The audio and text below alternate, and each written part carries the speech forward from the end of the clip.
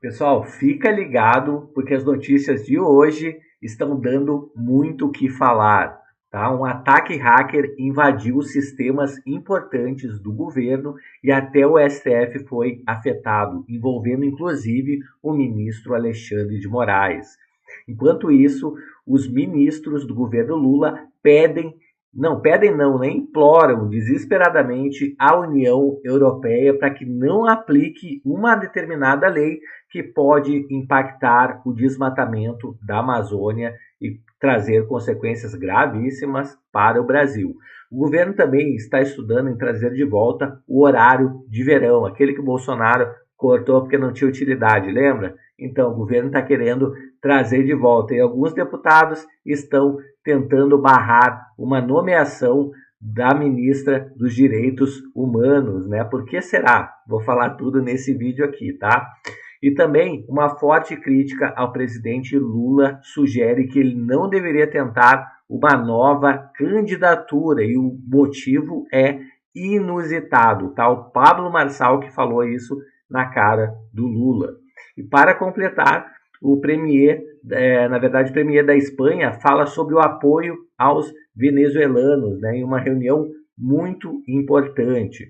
Quer entender um pouquinho melhor sobre o que está acontecendo no Brasil e no mundo? Então fica com a gente e já vem rapidinho aqui que eu já tenho muita notícia de qualidade para você.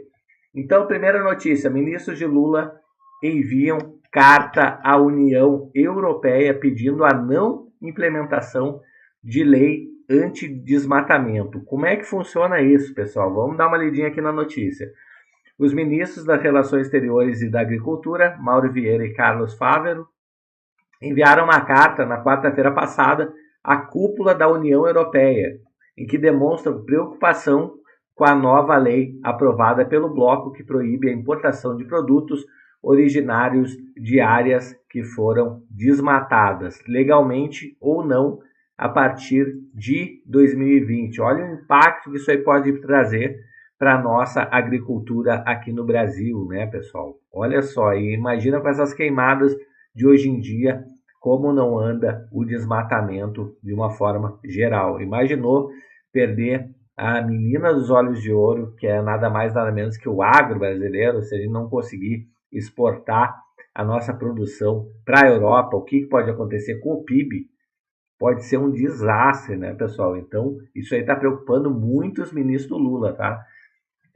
Então, a medida entrará em vigor no final do ano e afetará em cheio as exportações brasileiras para a Europa. É isso que mais o Macron quer e o que o Brasil não quer. O Brasil é um dos principais fornecedores para a União Europeia da maioria dos produtos objetos da legislação, que correspondem a mais de 30% das nossas exportações para o bloco comunitário. Imagina 30% das nossas exportações impactadas. Pessoal, vai ser terrível para o Brasil, né? Isso aí.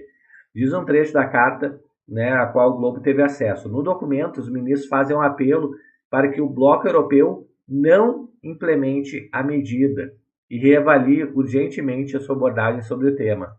Né? Para Vieira e Fávaro, a nova lei é um instrumento unilateral e punitivo, que ignora a legislação brasileira sobre desmatamento. Pessoal, a legislação brasileira não tem nada a ver com a legislação da União Europeia, que é muito mais forte e pró-meio ambiente, né? A gente vê constantemente os carros produzidos na Alemanha, na Itália, sofrendo sanções, né? E tendo que se adaptar, inclusive colocando motores elétricos, mesclando carros híbridos, né? Motor elétrico com a combustão, para justamente atender os critérios altíssimos de emissão da Europa, tá? Não é diferente com todos os produtos que eles consomem também. A nova lei tem como foco 7 setores: carne, café, cacau, produtos florestais, que abrange papel, celulose, bem como a madeira, soja, óleo de palma e borracha. A lista inclui derivativos, né, como couro, móveis e chocolate, ou seja, basicamente tudo o que o Brasil exporta, né? No ano passado, o Brasil vendeu 46,3 bi, né? E com a lei, há um impacto de 14,7 bi, ou seja, 30%, né? Um valor equivalente, por exemplo, ao que o país embarcou para o Oriente Médio inteiro, que foi em 2023, 15 bilhões de dólares, ou seja, é muito dinheiro, né, pessoal? Claro que o governo está assustado, né? O governo está desesperado por arrecadação, tá? E se surge um problema desses aí de exportação, é claro que o governo vai arrecadar menos e isso não pode acontecer de hipótese nenhuma para esse tipo de governo, né? A carta de 2 páginas também ressalta que a medida tem aspectos extraterritoriais e conta com o princípio da soberania, estabelece tratamento discriminatório entre países ao afetar somente nações com recursos florestais como o Brasil. Aumenta o custo das exportações, sobretudo para pequenos produtores, viola também regras do sistema multilateral de comércio, tá? Então, a União Europeia foi desenhada aí sem o conhecimento, né, a EUDR, de como funciona o processo produtivo e exportador dos diferentes produtos e qual a realidade de cada país, né? Eles não estão muito preocupados com a realidade de cada país, eles querem comprar um produto, sim, de qualidade, atendendo às normas que eles especificam. Pessoal, quem está comprando especifica o que quer, né? Não é quem está vendendo que vai definir, né? É claro que eles podem reavaliar, tendo em vista que eles já são consumidores, né, do nosso produto, mas cabe a eles decidir se eles querem continuar comprando ou não de nós. Se não quiserem comprar de nós, vão ter que procurar outro fornecedor aí pelo mundo, né? Tanto o governo quanto os produtores brasileiros já estiveram em Bruxelas, na Bélgica, onde é a sede da União Europeia, para pedir que a nova legislação não saia do papel. Disseram aos europeus que há desafios operacionais para sua implementação. Vieira e Fávaro ressaltam no documento que o Brasil reconhece que os desafios ambientais transcendem fronteiras nacionais e lembram que no plano interno o Lula anunciou um compromisso de acabar com o desmatamento até 2030. É fácil prometer, né, pessoal? E aí? Você acha que até 2030 o desmatamento vai acabar? O que ele está fazendo efetivamente para o desmatamento? Me conta aí nos comentários se você sabe. A emissão zero de gases de efeito estufa na matriz energética e reaproveitamento das pastagens degradadas como forma de garantir o crescimento sustentável da produção agrícola brasileira, tá? E segundo a carta ainda, pessoal, dos ministros, em relação a 2022, houve uma redução de 50% dos alertas de desmatamento. Cada um põe o que quer, né? Tendência que continua em 2024, tá? Bom, aparece aqui uns bombeiros aí cuidando aí do fogo, né? Enfim, aí algumas áreas desmatadas aqui, né? Da Amazônia. Daqui um gado, né? Um boi, uma vaca aqui no meio da fumaça, aqui pegando fogo, aqui as vacas pastando em volta, né? Mais fogo, mais fogo. Aqui madeira, imagino que seja ilegal, né? Então, o Pará é o estado que mais desmata, né? Se é responsável por 60% de todo o desmatamento. Será mesmo que não seria possível pegar esse pessoal que desmata, pessoal? Será? Será que é tão difícil assim mesmo? Né? Ou será que o governo faz vista grossa para isso? A assistência financeira aos países em desenvolvimento liberta recursos para investimentos, combate à pobreza e implementa compromissos ambientais relacionados com o financiamento, a formação e a transferência tecnológica, né? Então, é isso aí, né? O governo vai ter que se desdobrar para tentar barrar essa lei da União Europeia, porque senão vai dar muito ruim para o Brasil como um todo, né? Bom, próxima notícia. Sistema de dados de segurança pública foi usado ilegalmente para acessar dados de Moraes e delegados da Polícia Federal, tá? Isso aqui é uma reportagem da UOL que aponta que os vazamentos podem ter a participação de agentes públicos e até mesmo de hackers, tá? Então, cara do Moraes aqui preocupado, né? Vamos continuar aqui. Tá? O InfoSeg, um sistema público sigiloso que reúne informações de órgãos de segurança pública de todo o país, foi usado de forma irregular para obtenção de dados do Alexandre de Moraes, do STF, de delegados também de polícia e de um empresário com o objetivo de divulgar as informações na internet e constranger as vítimas dos vazamentos, tá? A informação foi divulgada na quarta-feira passada pelo jornalista da UOL, né? Na reportagem, ela traz detalhes da operação ilegal, que pode ter tido participação direta de agentes públicos, como, por exemplo, policiais, né, militares, civis, Polícia Federal, Ministério Público, algum juiz, né, ou até mesmo de hackers. A investigação sobre o caso culminou, segundo a reportagem, na suspensão da rede social X, né, do Elon Musk. Tá? A decisão de Moraes, no último dia 30 de agosto, foi referendada pela primeira turma do STF. Né? Houve ainda acessos em nome de servidores de diferentes regiões do país em buscas de informações pessoais do ministro. A investigação, contudo, demonstrou a participação criminosa e organizada de inúmeras pessoas para ameaçar e coagir, né, delegados federais que atuam ou atuaram nos procedimentos investigatórios contra as milícias digitais, né, e tentativa de golpe. Em especial, o X, né, passaram a ser instrumentalizadas com a exposição de dados pessoais, fotografias, ameaças, ações policiais e demais informações.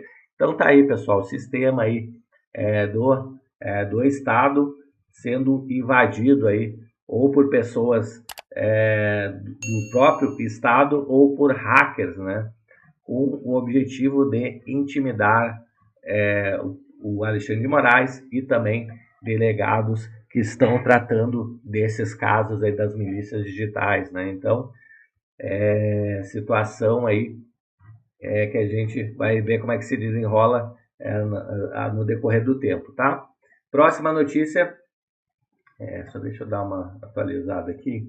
Próxima notícia, deputados de São Paulo tentam barrar nomeação de Macaé Evaristo aos direitos humanos. Pessoal, o Lula mal teve que mudar o ministro dos direitos humanos por causa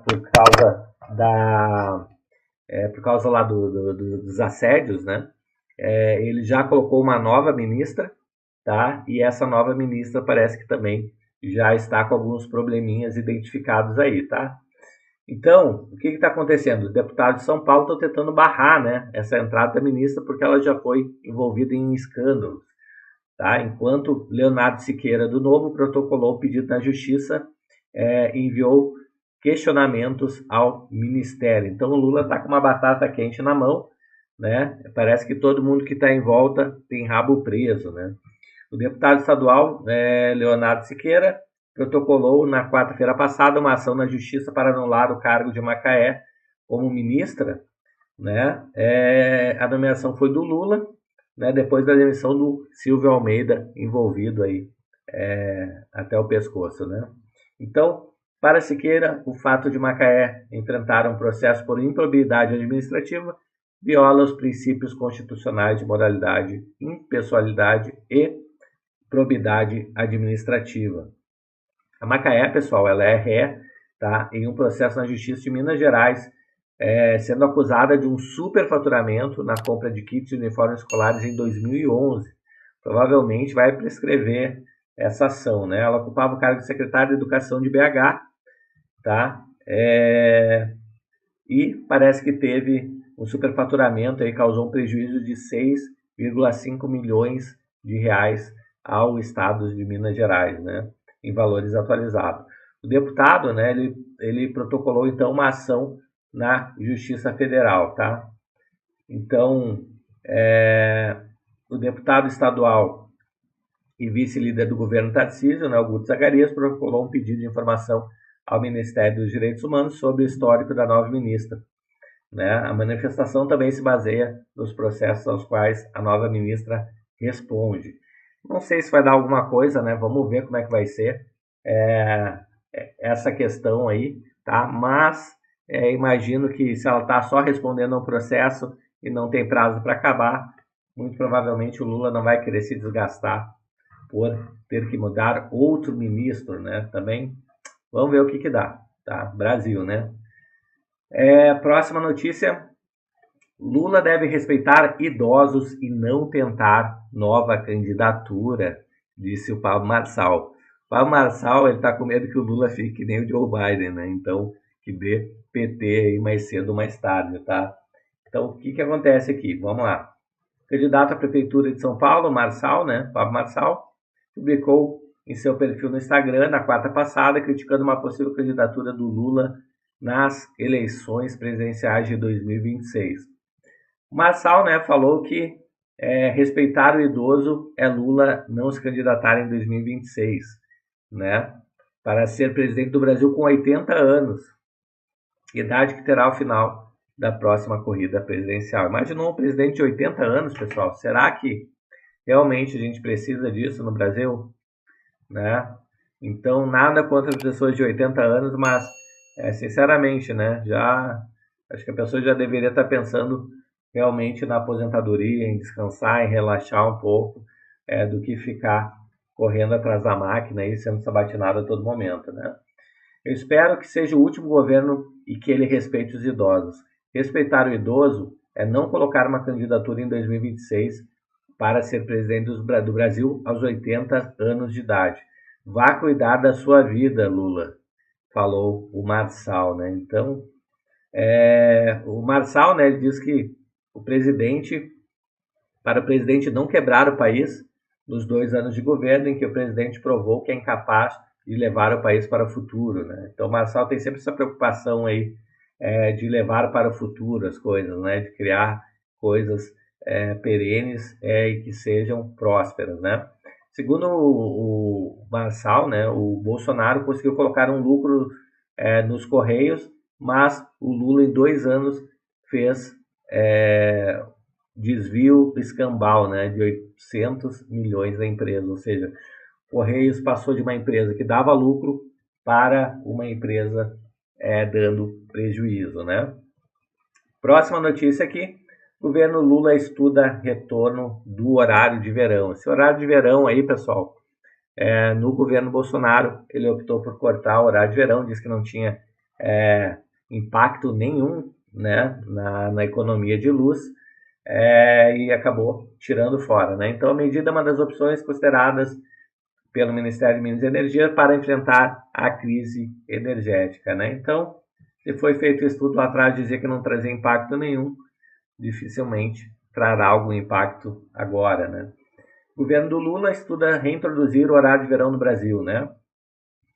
Então, basicamente, o objetivo é um racionamento de energia em virtude da grave seca que afeta o país, tá? Então, é uma das medidas que eles estão levando em consideração. E além do horário de verão, né, o governo autorizou o aumento do uso de termoelétricas a gás. Sabe o que isso quer dizer? Conta mais cara no final do dia. Tá? A decisão visa suprir a demanda energética em um cenário de escassez hídrica, ou seja, uma época de seca tem pouca geração hidrelétrica, né? Então, normalmente tem que ligar aí usinas de outros tipos aí, né, para suprir, como por exemplo termoelétricas e a gás.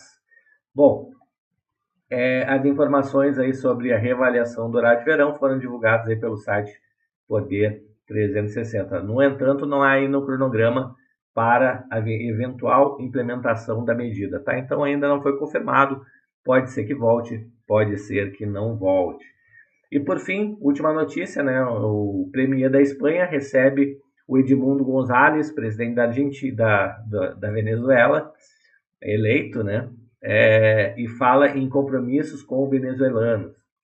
Foi a primeira aparição aí do Edmundo, né? Desde o último domingo, quando ele se refugiou em Espanha, né? Na Espanha, em Madrid, tá? Então, o que diz aqui? O premier da Espanha, Pedro Sánchez, ele publicou na quinta-feira passada um vídeo que ele recebe e cumprimenta com um abraço o Edmundo González, que foi opositor do Nicolás Maduro, né? Então essa foi a primeira aparição aí dele desde o domingo, quando ele chegou na Espanha. Então o que fala lá o premier? Dou calorosas boas-vindas do nosso país a Edmundo Gonçalves, a quem recebemos, mostrando o compromisso humanitário e a solidariedade da Espanha com os venezuelanos, tá? Então aqui aparece os dois juntos aí caminhando, né? E o vídeo mostra que é o González e a sua filha caminhando aí com o Sanches pelos jardins do Palácio da Moncloa, sede do governo espanhol. A Espanha continua trabalhando a favor da democracia, do diálogo e dos direitos fundamentais do povo irmão da Venezuela. Então eles juntos aqui, tá? Pessoal, era isso por hoje. Espero que você tenha gostado das notícias aí. Me conta aqui nos comentários, né? Você acha que o Edmundo vai assumir a presidência da Venezuela efetivamente? O Maduro vai cair? Não vai cair? Me conta tudo aqui nos comentários. Chegou até aqui, se inscreve no canal, habilita o sininho aí, tá? E eu vou deixar um link aqui na descrição desse vídeo com a nossa comunidade de investimento em ações. Por apenas R$ 29,90 mensais, você tem acesso à comunidade mais completa de investimento em ações, para você saber o que comprar, o que vender, né? Qual o preço teto de uma ação, quanto ela paga de dividendos, ela está barata, ela está